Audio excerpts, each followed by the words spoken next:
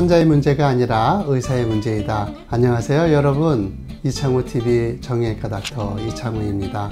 오늘은 거인의 어깨에 올라탄 인공관절 수술 두 번째 시간이죠.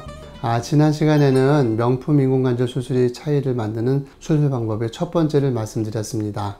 이번 시간에는 나머지 두 가지 수술 방법에 대해서 말씀드리고자 합니다. 첫째는 거인들의 어깨에 올라탄 수술 방법을 써야 한다는 것이라고 말씀드렸습니다. 이어서 두 번째로 명품 수술 방법을 결정하는 것은 수술하는 의사의 손끝이라는 점입니다. 수술하는 의사의 손끝에 의해서 결정되는 결과는 그 차이가 엄청납니다. 인공관절의 크기와 위치, 방향성은 의사의 손끝에 의해서 결정이 됩니다. 관절을 잘 구부릴 수 있는가, 잘 펼 수 있는가, 또는 다리가 굽었는가, 똑바로 되었는가의 차이들, 이 역시 수술자의 손끝에, 숙련도에 달려 있습니다. 또한 관절의 손상 정도가 심할수록 세세히 신경 써야 하는 부분들이 많이 있는데, 이런 부분들 또한 전적으로 의사의 손끝에 달려 있습니다. 관절의 구석구석에 잘못된 구조물들을 잘 제거하고 잘 보충하여서 인공관절을 삽입하고 그 인공관절이 원활하게 유지되게 하는 기술은 대단히 세심한 작업입니다. 얼마나 정확하고 세밀하게 의사의 손이 움직이느냐가 결정적인 역할을 하게 됩니다. 어떤 분들은 그냥 수술 시간이 짧은 것이 중요하지 않냐고 이렇게 물을 수도 있습니다.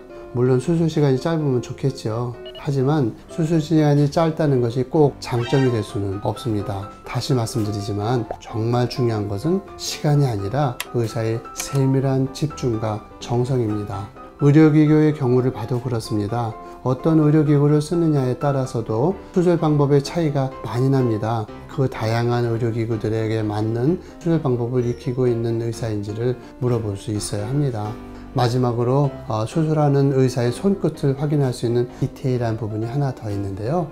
바로 수술 부위의 크기입니다. 숙련된 수술 방법을 가진 의사는 환자를 위해서 수술 부위에 작은 손상만을 주고 수술을 할 수 있습니다. 이를 최소 침수법이라고 하는데요. 이렇게 작은 부위, 최소한의 절개만을 절개해서 수술하는 것은 더 특별한 기술과 숙련도가 요구됩니다. 환자 본인에게도 더 큰 만족감을 주게 되는 것이 당연하죠. 수술 부위의 절개를 크게 하는 것은 쉬운 일입니다. 수술하기가 편하죠. 그렇다고 결과가 반드시 좋은 것인가 하면 그렇지 않다는 것입니다. 수술 부위를 작게 하면서 좋은 효과를 끌어내는 것이 기술 중에 기술입니다. 이 기술은 숙련되지 못한 의사가 사용할 경우 위험이 발생하기 때문에 최소 침수법은 수십 년의 수술 경험을 통해서만 가능하게 되는 것입니다.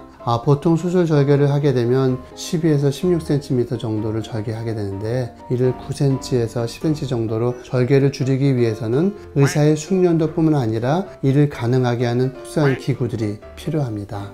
일반적인 인공관절의 기구를 사용하면 일반적인 크기로 열 수밖에 없습니다.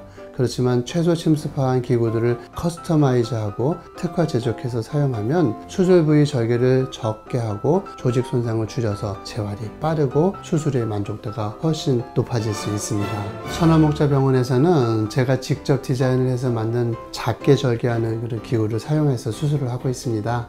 그래서 작게는 한 8.5cm부터 10cm 정도의 크기로 수술을 할 수 있게 됐습니다. 이것은 거의 20년 이상 누적 시간을 통해서 가능하게 되었는데, 환자분들의 만족도가 굉장히 좋은 상태입니다. 환자의 몸에 수술 상처가 크지 않게 하는 것이 명품 수술의 차이입니다.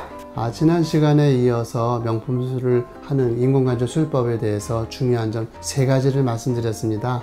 첫째, 거인들의 어깨에 올라탔는가? 둘째, 의사가 세밀한 손의 숙련도를 갖추고 있는가? 셋째, 수술 부위의 절개를 최소화할 수 있는가입니다. 인공관절 수술을 고민하신다면 이런 면들을 잘 확인해 보시고 결정하시기 바랍니다. 그렇다면 후회하지 않을 만족한 노년의 행복을 누리게 될 것입니다. 이상으로 환자의 문제가 아니라 의사의 문제이다. 이창우 선화목자병원장이었습니다.